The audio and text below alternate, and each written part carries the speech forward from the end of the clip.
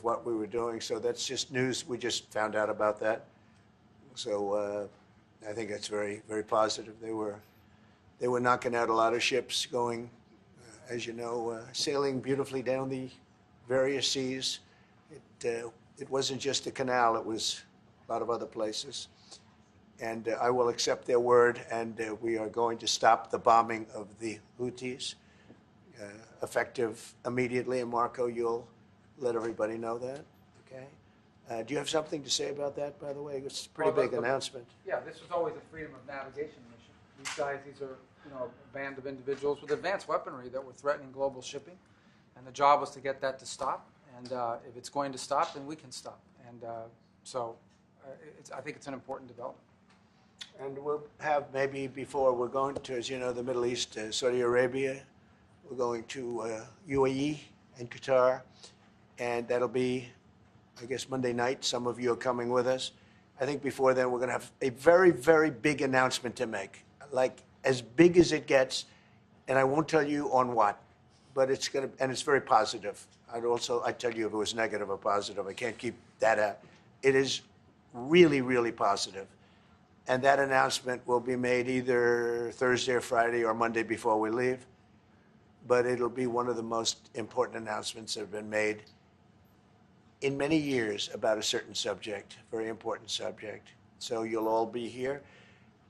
Mark, would you like to say a few words? Well, thank you, Mr. President. I'm on the edge of my seat, actually, for the big announcement. But thank you for your hospitality and above all, for your leadership. You're a transformational president, focus on the economy with a relentless focus on the American worker, securing your borders, ending the scourge of fentanyl and other opioids, and securing the world. And I've been elected with my colleagues here, with the help of my colleagues here. I'm going to spread the credit to transform Canada with a similar focus on the economy, securing our borders. Again, on fentanyl, much greater focus on defense and security, securing the Arctic and developing the Arctic. And the history of Canada and the U.S. is we're stronger when we work together, and there's many opportunities to work together. And I look forward to, addressing some of those issues that we have, but also finding those areas of mutual cooperation so we can move forward. That's great. Very nice. Thank you very much. It's a very nice statement. Mr. President, Anybody? Is USMCA dead? No, it was actually very effective, and it's still very effective, but people have to follow it. So, that's been a problem. People haven't followed it. But it was a transitional step a little bit, and as you know, it terminates fairly shortly. It gets renegotiated very shortly. But I thought it was a very positive step from NAFTA. NAFTA was the worst trade deal in the history of our country, probably in the history of the world. And this was a transitional deal, and we'll see what happens. We're going to be starting to possibly renegotiate that if it's even necessary. I don't know that it's necessary anymore, but it served a very good purpose. And the biggest purpose it served is we got rid of NAFTA. NAFTA was a very unfair deal for the United States. Very, very terrible deal. It should have never been made. It was made many years ago, but it should have never been made. Yeah. Canada and the United States. Would you like to see your first trade deal be with Canada, our neighbors in the world? I would love that. Look, I have a lot of respect for this man, and I watched him come up in a sense through the ranks when he wasn't given much of a chance, and he ran a really great campaign. He did a really great debate. I think that debate was very helpful. I was going to raise my hand. I don't know if that's good or bad. I shouldn't say that. That might hurt you. But no, he ran a really great election, I thought. And yeah, something could happen. Something could happen. Yeah, please. What's the top concession you want out of Canada? The top concession you want out of Canada? Concession? Yes. Friendship. But that's not a concession. No, we're going to be friends with Canada. Regardless of anything, we're going to be friends with Canada. Canada is a very special place to me. I know so many people that live in Canada. My parents had relatives that lived in Canada, my mother in particular. And I love Canada. I have a lot of respect for the Canadians. Wayne Gretzky, how good, the great one. You happen to have a very, very good hockey player right here on the Capitals, who I have a lot of respect. He is a big, tough cookie, too. He just broke the record, and he's a great guy. And, you know, we had the team here, and I got to know a lot of the players. But now Canada is a very special place. Yeah, please. Mr. President, and Mr. Prime Minister, I'd like to get your response to this, too. But Mr. President, you have said that Canada should become the 51st state. Yeah. No. Well, I still believe that, but you know, it takes two to tango, right? But no, I do. I mean, I believe it would be a massive tax cut for the Canadian citizens. You get free military, you get tremendous medical cares and other things. There would be a lot of advantages, but it would be a massive tax cut, and it's also a beautiful. You know, as a real estate developer, you know, I'm a real estate developer at heart. When you get rid of that artificially drawn line, somebody drew that line many years ago with like a ruler, just a straight line right across the top of the country. When you look at that beautiful formation when it's together, I'm a very artistic person, but when I looked at that beauty, I said that's the way it was meant to be. But you know, I do feel it's much better for Canada, but we're not going to be discussing that unless somebody wants to discuss it. I think that there are tremendous benefits to the Canadian citizens, tremendously lower taxes, free military, which honestly we give you essentially anyway because we're protecting Canada if you ever had a problem. But I think it would really be a wonderful marriage because it's two places that get along very well. They like each other a lot. Well, if I may, as you know from real estate, there are some places that are never for sale. That's true. We're sitting in one right now, you know, Buckingham Palace that you visited as well. That's true. And having met with the owners of Canada over the course of the campaign last several months, it's not for sale, won't be for sale ever. But the opportunity is in the partnership and what we can build together. And we have done that in the past. And part of that, as the President just said, is with respect to our own security. And my government is committed for a step change in our investment in Canadian security and our partnership, and I'll say this as well, that the President has revitalized international security, revitalized NATO, and us playing our full weight in NATO, and that will be part of it. That's true. And they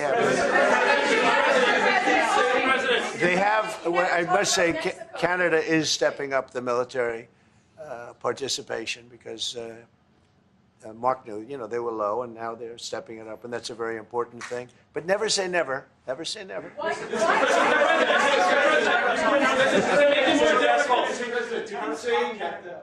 would it take to get the tariffs off of Canada? Well, we'll be talking about different things. Like, you know, we want to protect our automobile business, and so does Mark. But we want to make the automobiles, and we want to, you know, we have a tremendous abundance of energy, more than any country. We have, just in Alaska alone, Anwar has been reopened now. Anwar is probably the largest find anywhere in the world. They say it's larger than Saudi Arabia. I don't know, but it's a lot. But we have tremendous amounts of energy. Other countries don't. We're both lucky in that way. They have energy. We have energy. We have more than we can ever use and more than we could ever sell, actually, and you have the same thing. So we're two countries that are very lucky. If you look at China, they don't have that. You know, it's a big disadvantage. Other countries, most countries don't have. You know, most countries don't have that. So Canada and us, we have a lot of advantages over other places. Mr. President, when you consider what Mr. Carney just said, that Canada is not for sale, does this make the discussion a little more difficult to start on? No, not at all. No, not at all. No, time will tell. It's only time. But I say never. I've had many, many things that were not doable, and they ended up being doable, and only doable in a very friendly way. But if it's to everybody's benefit, you know, Canada loves us, and we love Canada. That's, I think, the number one thing that's important. But we'll see. I mean, over time, we'll see what happens. China. I was hoping you can clarify something. Earlier this morning in Capitol Hill, Secretary Bessent said that there had been no negotiations yet with China. You have said something different. They want to meet, and they're doing no business right now. And those ships are turning around in the Pacific Ocean. Big turn. Those are big ships. Those ships take about 10 miles to turn.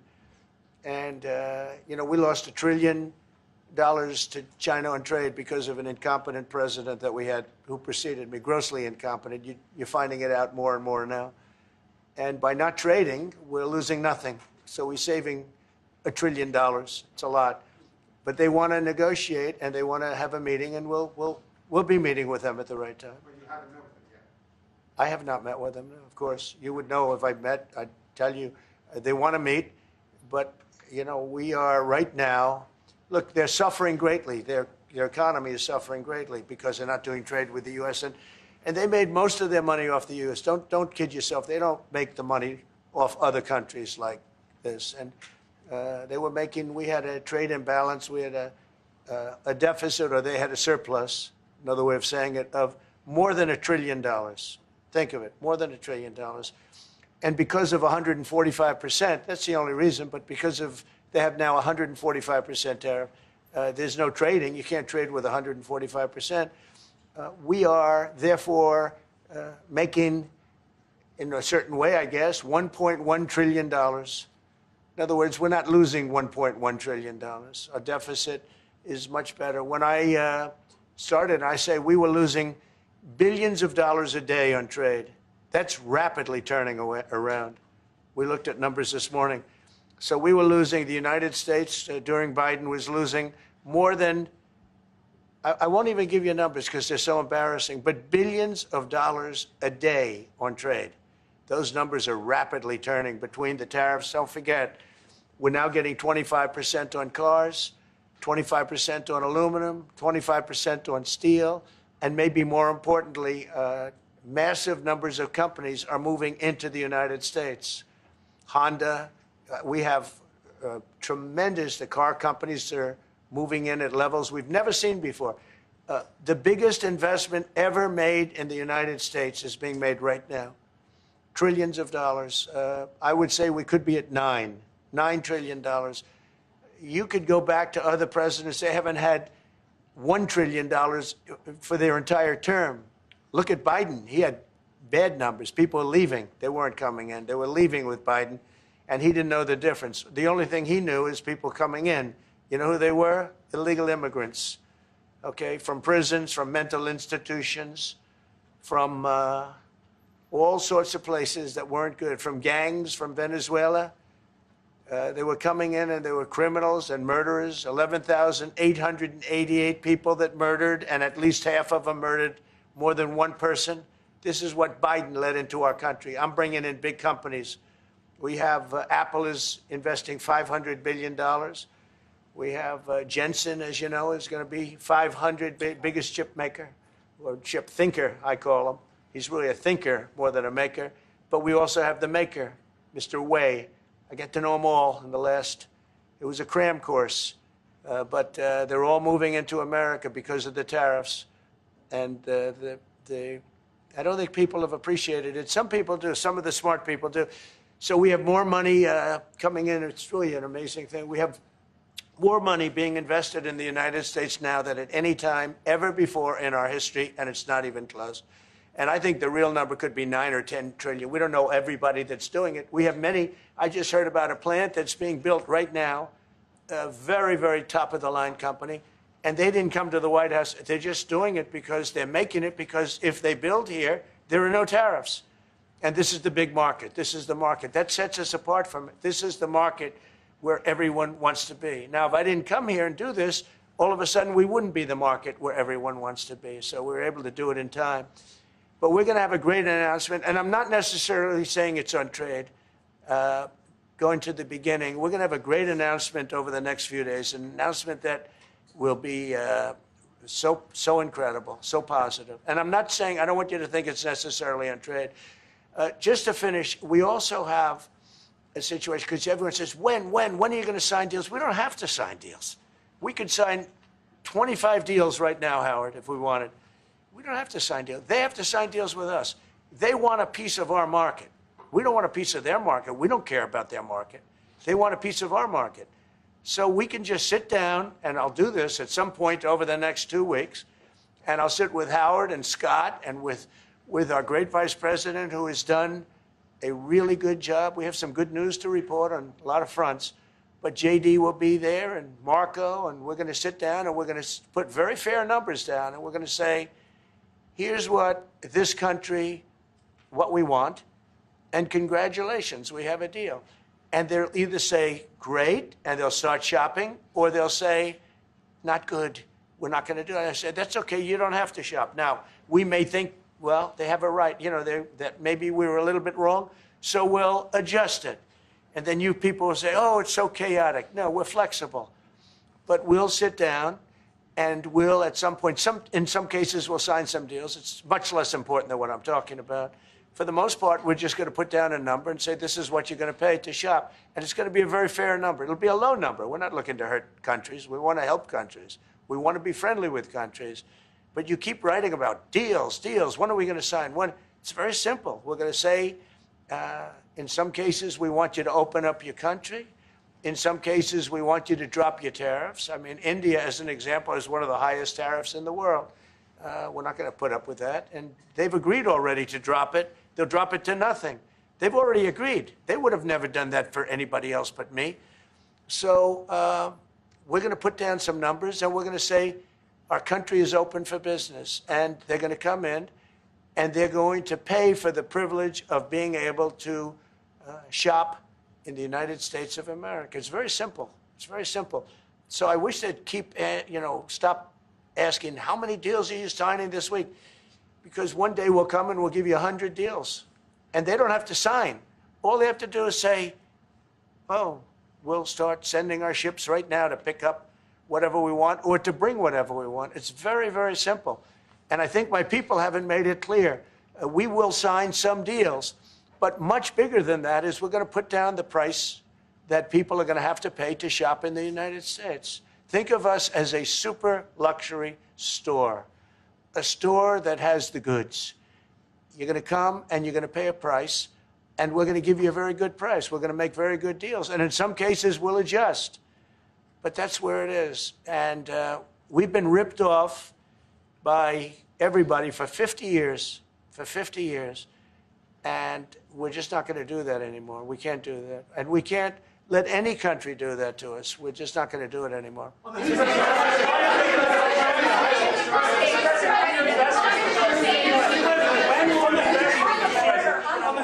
you tell us a bit more about the deal that you've reached with the Houthis? No, it's not a deal. They've said, please don't bomb us anymore, and we're not going to attack your ships. And where did you hear about that? It doesn't matter where I hear it. The very good source, I could tell you. Very, very good source. Would you say, Marco? I would say pretty good, right, JD? A very good source. No, they don't want to be. They don't want to be. They don't want to be bombed anymore. I sort of thought that would happen. No, behind you, please. Clarifying something you said on USMCA. Is the U.S. prepared to walk away from that pact? From what pact? USMCA. No. It's fine. It's there. It's good. We use it for certain things. It's there. We have the USMCA is a good deal for everybody.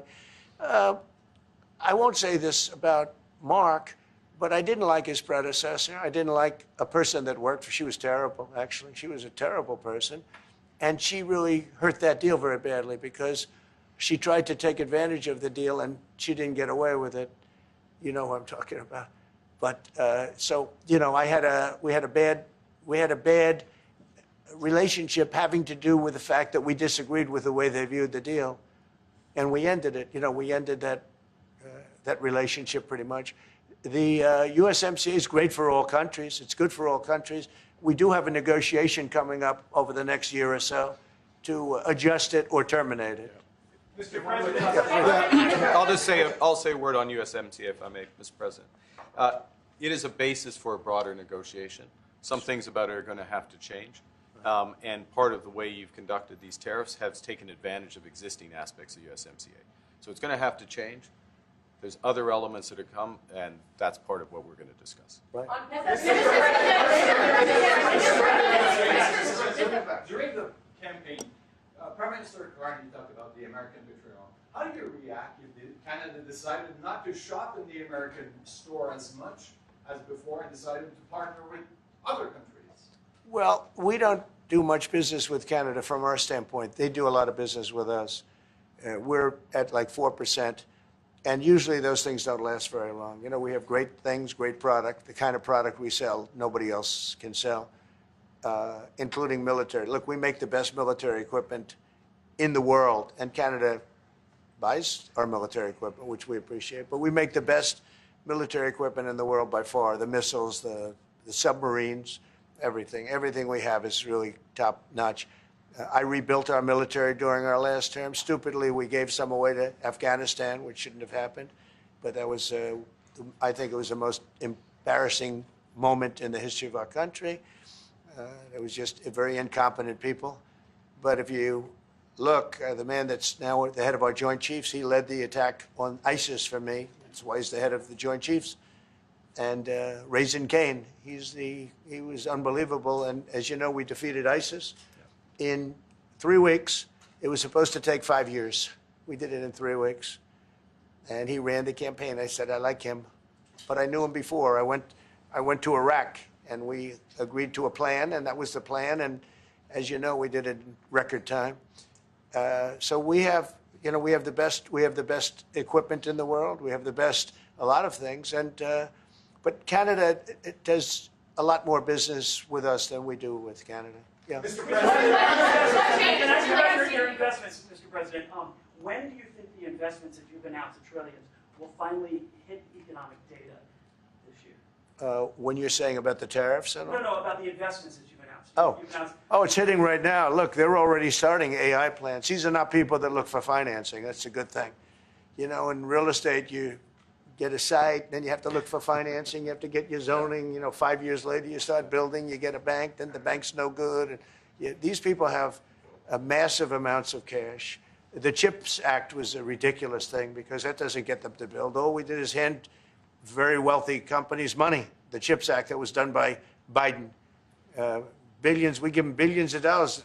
They don't even have to do anything with it. And then if you weren't, if you didn't have, and I don't want to be a wise guy, but if you didn't go with the DEI, if you didn't go with all of the different things, woke, if you weren't woke, you couldn't even use the money.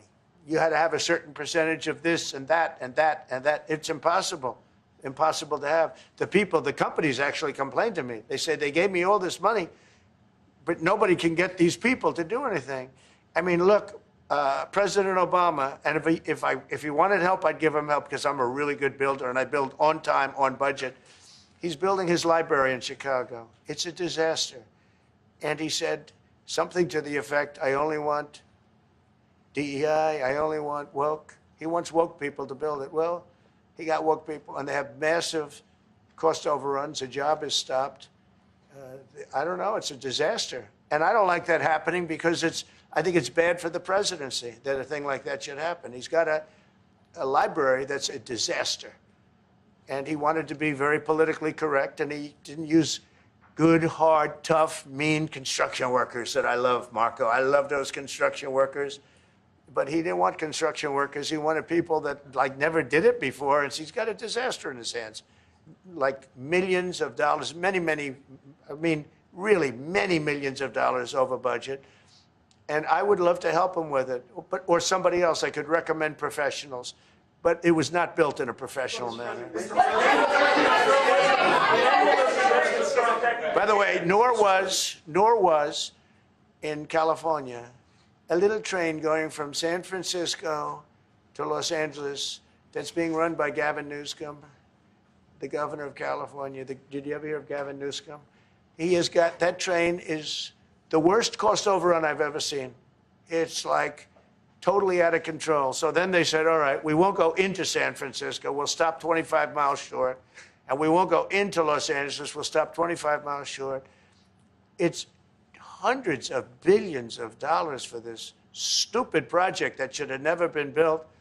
And then they realized that it would have been a lot less costly if we just gave limousine service back and forth and gave it free. They would have saved hundreds of billions of dollars. They have airplanes that go there for one 1/100th the cost. And they have cars. They have a thing called the highway that goes back and forth that's not fully utilized. And they got involved with this project. And Gavin, you know, I always liked Gavin. I had a good relationship with him. I just got him a lot of water. You know, I sent in people to open up that water because he refused to do it. and we just got them a lot of water. If they would have had that water, and if they would have done what I said to do, they wouldn't have had the fires in Los Angeles. Those fires would have been put out very quickly. But if you think about it, and you got to take a look at this, it's the worst cost overrun I've ever seen. I've watched a lot of stupid people build a lot of stupid things, but that's the worst cost overrun I've ever seen, what's happening between San Francisco and Los Angeles. And you ought to ask about that, because this government is not going to pay. I told our very great new Secretary of Transportation, he's doing a good job, Sean Duffy, I said, we're not going to pay for that thing. They are just, it's out of control. This is something that, you don't have things like this. It's not even conceivable. Like 30 times over budget, 30 times. It's the craziest thing and now it's hundreds of, it was supposed to be a simple train. And I think the media should take a look at it. And I'd love him to run for president on the other side. You know, I'd love to see that. But I don't think he's going to be running, because that one project alone, well, that and the fires and a lot of other things, pretty much put him out of the race. Mr. President, what changes would you like to see to the USMCA? Or what changes would you like to make? We're going to work on some subtle changes, maybe. I don't even know if we're going to be dealing with the USMCA. We're dealing more with concepts right now. Look, right now, we're doing trade. We have trade. They're paying a tariff on cars and steel and aluminum. And I think we have a baseline of 10% or something like that for the tariffs. But we're getting along very well. Right now, going no further, but we have an agreement. We did something with even parts. You want to discuss that, Howard, with respect to Canada, which helps Canada out? Sure. So we've made an arrangement with the car companies that 15% of their USMCA parts are included, and then 15% of foreign parts from the manufactured suggested retail price are not tariffed, to help domestic manufacturing really thrive. So it gave them a chance to be able to build their car parts factories if they're going to. A lot of these companies already have factories, and what they have to do is just fill them out. But they're able to build them in the United States, so we gave them a pretty substantial period of time. Just to clarify, Mr. President, is there anything the Prime Minister can say to you today to change your mind on tariffing Canada?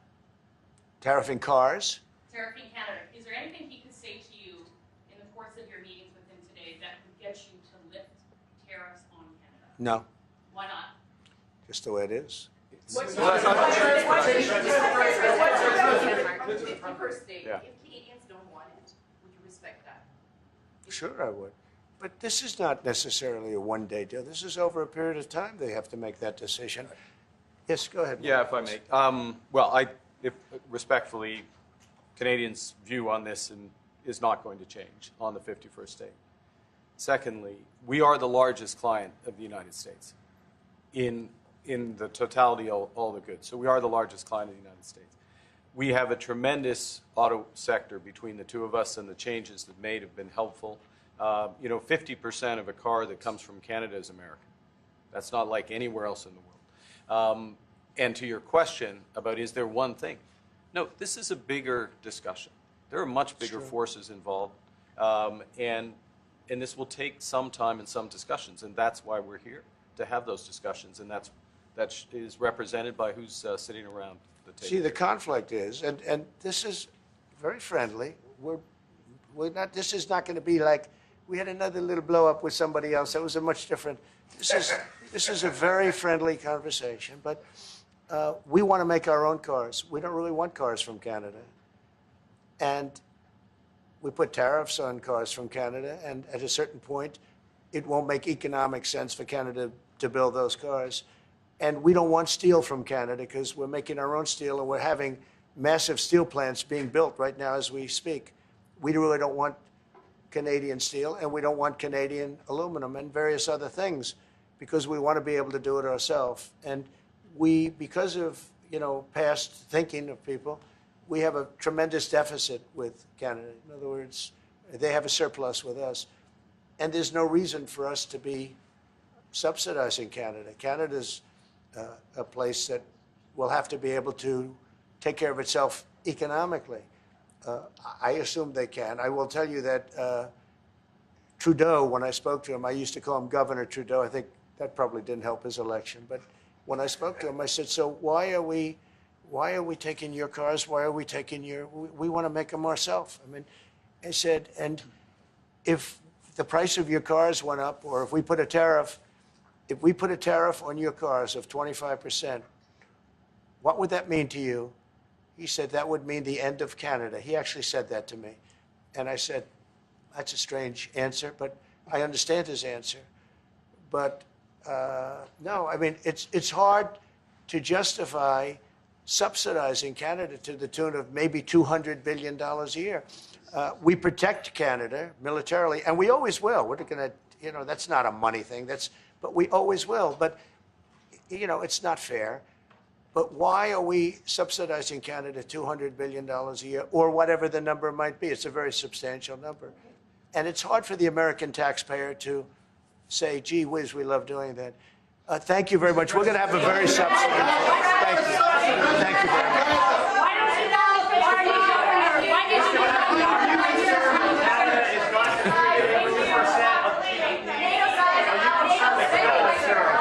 Sir, NATO spending?